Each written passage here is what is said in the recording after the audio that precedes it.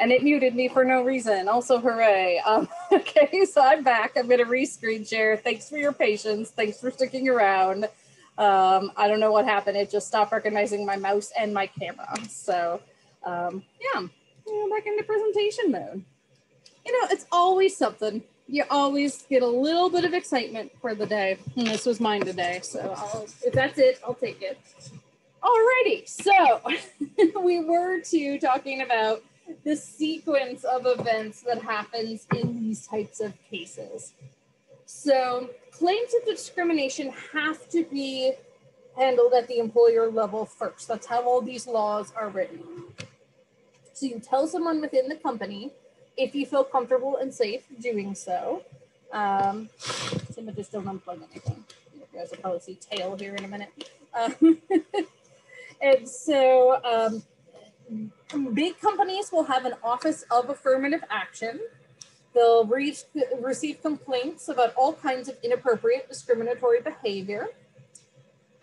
We don't have that because we're so small, but what we do have is Carla in Human Resources serves this role as well.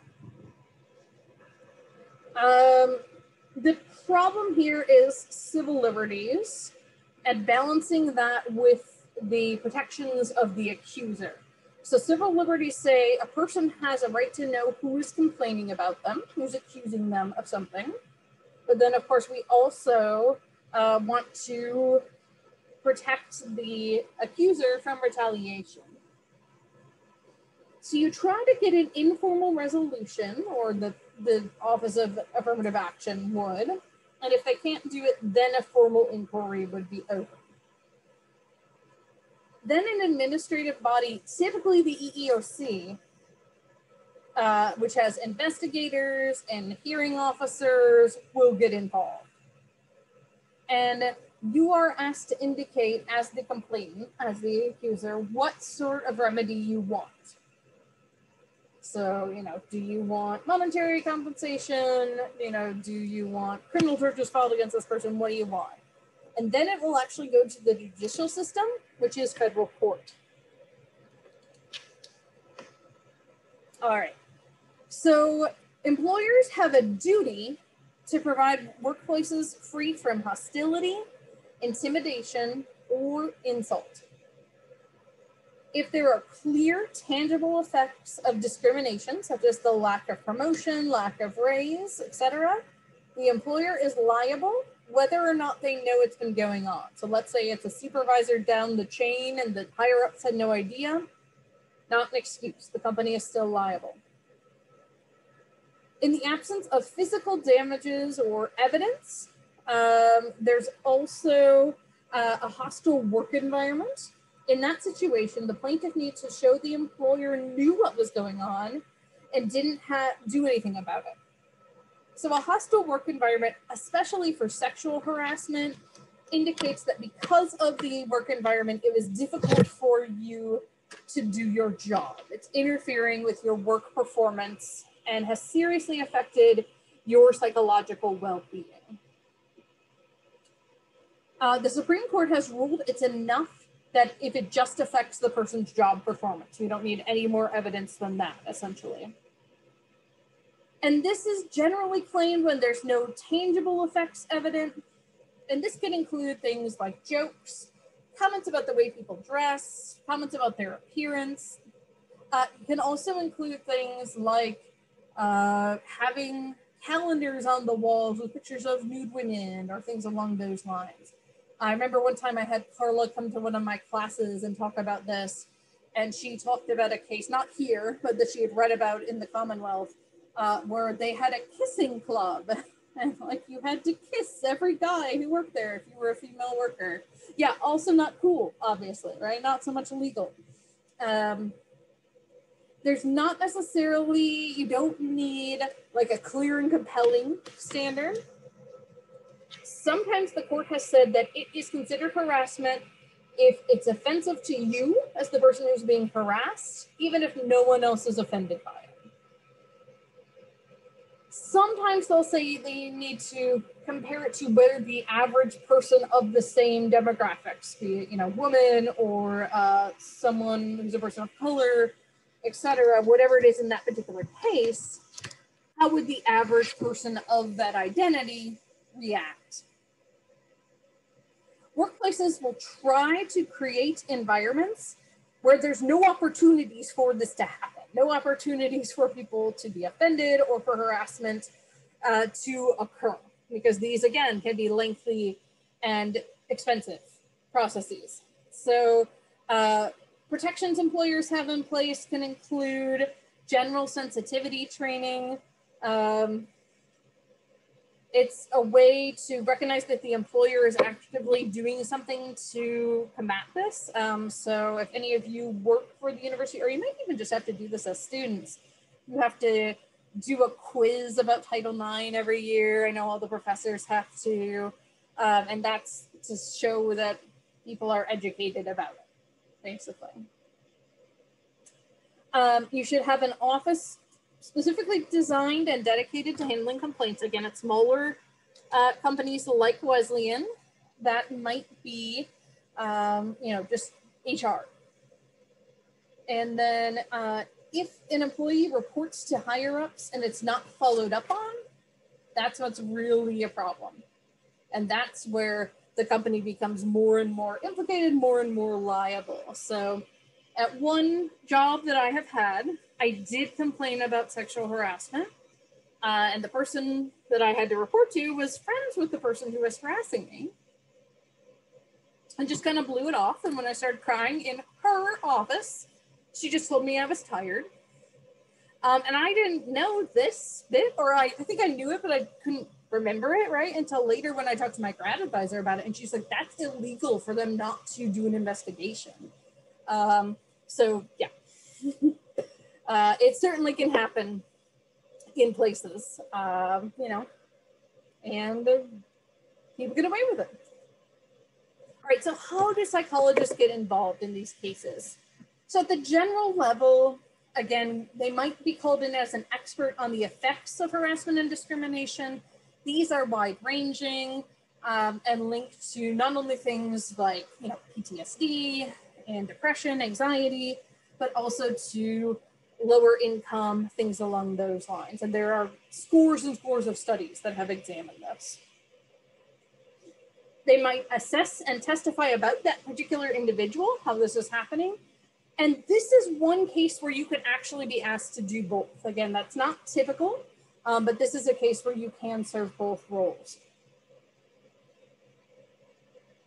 Now, what about, you know, sort of what issues can arise in assessment, but also in the case in general?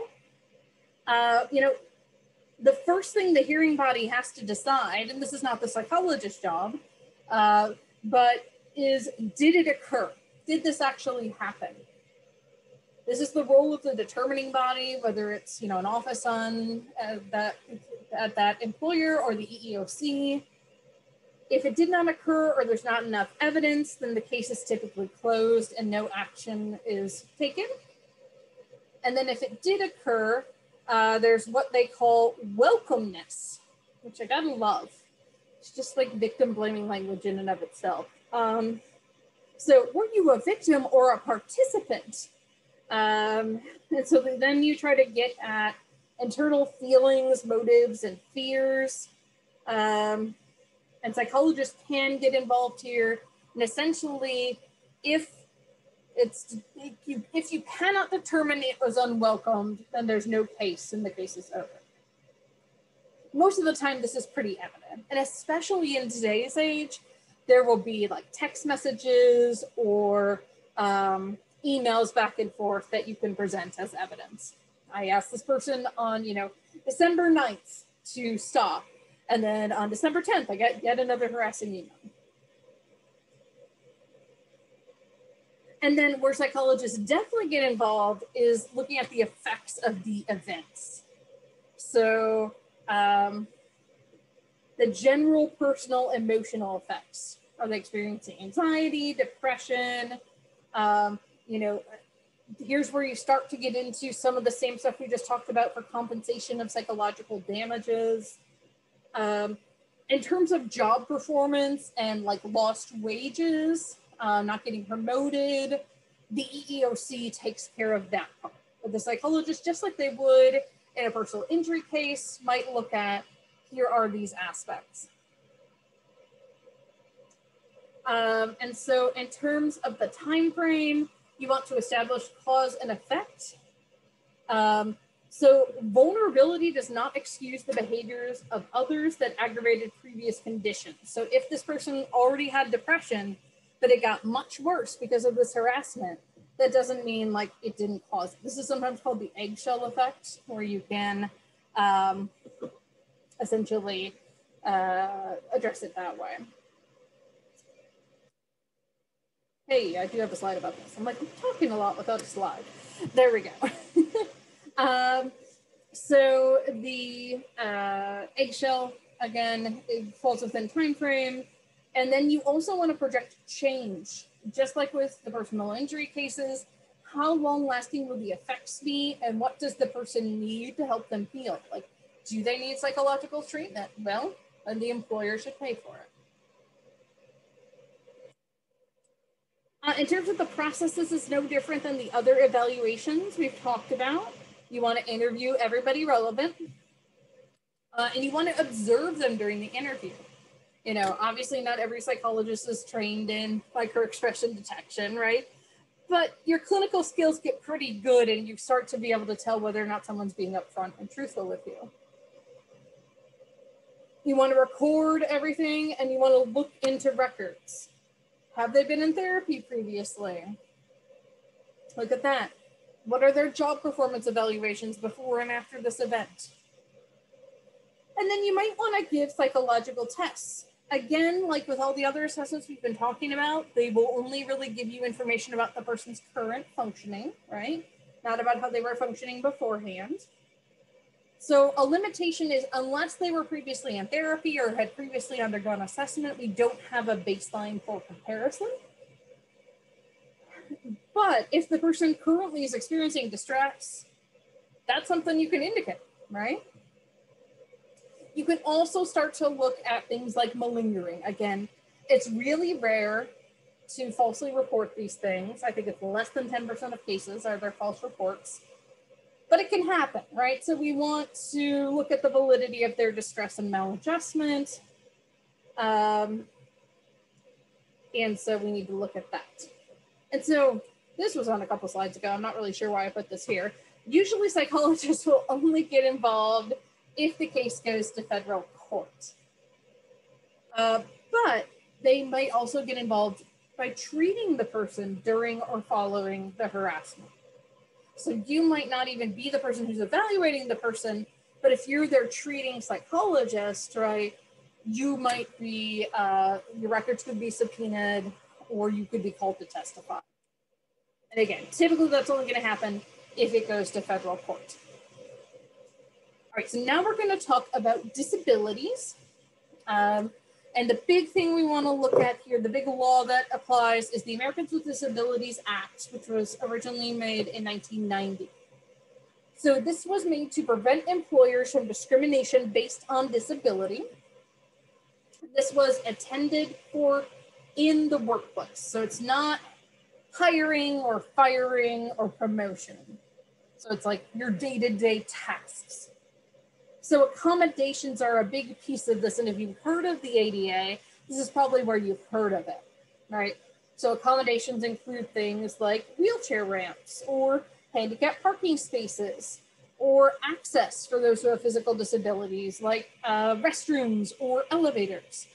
And buildings can be grandfathered in, right? So Village 1 was built, you know, before whatever era the ADA covers, and so it has a second level, but no elevator access, right? And one year I was doing orientation stuff, and my peer advisor was in a wheelchair, and they put me on the second floor of Village 1.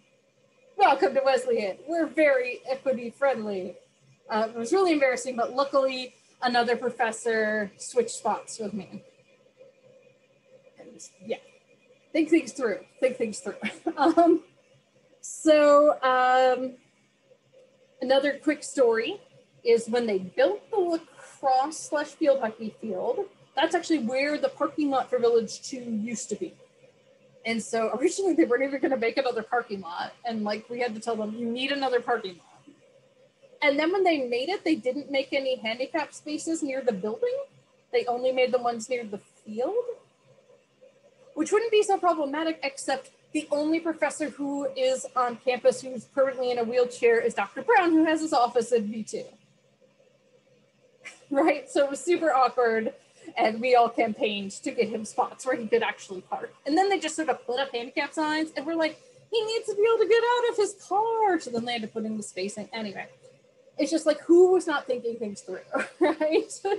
And so, again, this never went to the level of court or anything. It was just sort of us being like, this is a problem, and they fixed it. So complaints here also can be made to the EEOC. And if you don't like the EEOC decision, you can appeal it to federal court. And how psychologists really get involved is that this doesn't only include physical disabilities, it also includes mental disabilities. So just having a disorder isn't enough.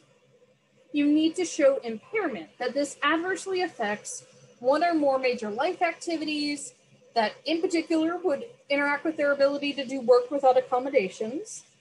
And this needs to be documented, and the severity and duration need to be noted. So this is pretty similar to, if any of you have accommodations through Wesleyan and you've worked with CRIT on getting those, it's kind of a similar process to that, only for work instead of education. There are some disorders you don't have to accommodate. Sexual disorders and dysfunction, not a thing you got to worry about.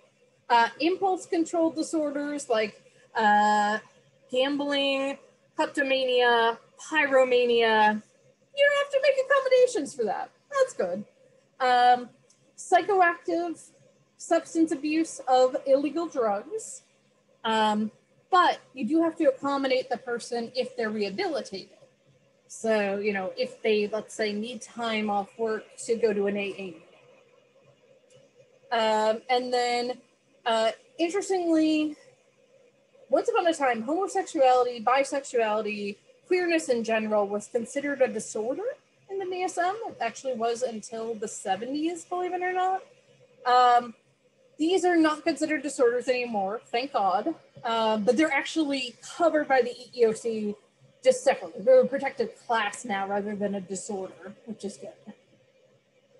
It also doesn't include personality disorders. Oh, it does, sorry, include personality disorders. That was a change, sorry. So it does include personality disorders. They were not originally listed in the Americans with Disabilities Act, but the EEOC interpreted it later to include personality disorders. So I guess technically someone with antisocial PD could get accommodations, although I don't know what kind of accommodations. It wouldn't be like, yes, you can kill your colleagues, right? But if they needed time off for treatment or something like that, yes. So you have to inform your employer of it, because if the employer is never informed, they can't be held responsible for not giving you accommodations. And you need to have records and verification of it. So discrimination, what we're looking for here under the ADA is differential treatment from people without disabilities. So the criteria for hiring or to maintain a job has to be relevant to the job, and you need to show it's relevant.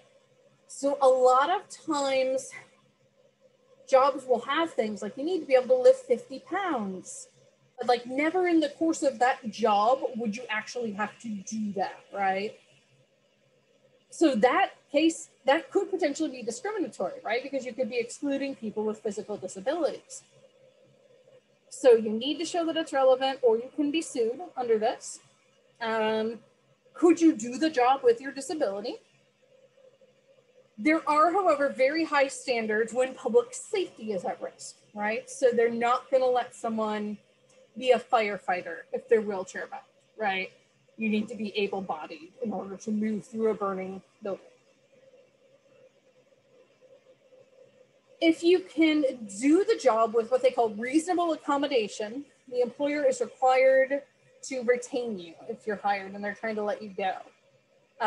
So at whose expense? The ADA is kind of silent on that, so the EEOC or the courts have to decide in each case. So it's not really clearly defined what reasonable accommodation is. You don't have to anticipate every possible disorder or disability, but you do have to respond if someone has one and ask for accommodation. These often end up in federal court to get settled, and it's usually demanding of employers that they have to put in several accommodations, adding ramps, things like that. Again, another side note, just great stories. When I was in college, this is better than the B1 story. When I was in college, our office of disability services was on the second floor of a building with no elevator. They figured that one out eventually, but it was so problematic. Oh my gosh. So it's, it's not just Wesleyan, it's everywhere. People don't necessarily think things through. In terms of accommodation of mental disorders, they have to provide time off for treatment and or provide treatment either through health insurance or like an employee assistance program. And the person has to meet the job requirement with accommodations. So how might we get involved? Well, during the hiring process, as we've already talked about, right? So for folks like police, EMTs, firefighters, people who work at nuclear power plants, airplane pilots, air traffic controllers is a huge one. They would have to undergo a psychological evaluation as part of the hiring process. So you test and determine whether they have any kind of mental disorder that will interfere with their ability to do these jobs. So one of my colleagues in grad school actually did one of these for an air traffic controller and had to do like neuropsychological stuff about attention as well. And they have to be like very careful. Like their environment is carefully monitored. They are like on for a certain amount of time, then they get off for a certain amount of time. So yeah. Just like a side reminder, as we talked about with police evals, you can't conduct these until the person's been offered conditional employment. So the employer does screening based on everything but the psych eval. And they take the most qualified people and then they say, hello, psychologist, please evaluate this person to make sure we're not giving a psychopath a gun. So you need evidence that whatever you are going to exclude them for would interfere with their job. So again, here's where knowing the literature would be really important.